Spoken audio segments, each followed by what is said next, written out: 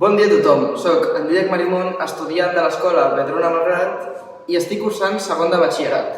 Avui us vinc a parlar sobre el meu treball de recerca, titulat Creació d'una animació, el qual ha estat autoritzat per al meu professor Ignasi Rodiera.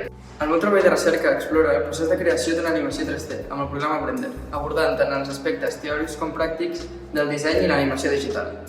La recerca es va dur a terme partint de la base nul·la de coneixements, tant com animació com en modelatge. Hi ha inclòs l'ús de recursos essencials com el modelatge, el rigging, la il·luminació i el moviment de càmeres. Blender ha estat l'eina principal per experimentar i adquirir aquests coneixements bàsics en la creació dels personatges i escenaris virtuals.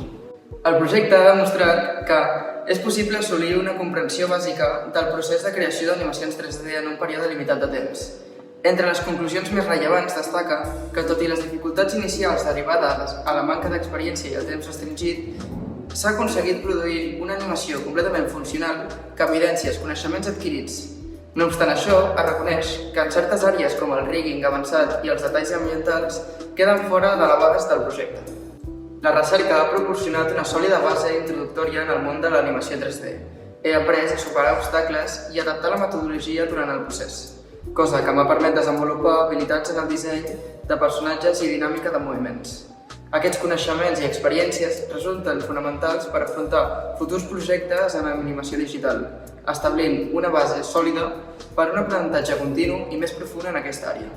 Doncs bé, fins aquí la meva explicació i espero que us hagi agradat el meu treball de recerca. Moltes gràcies.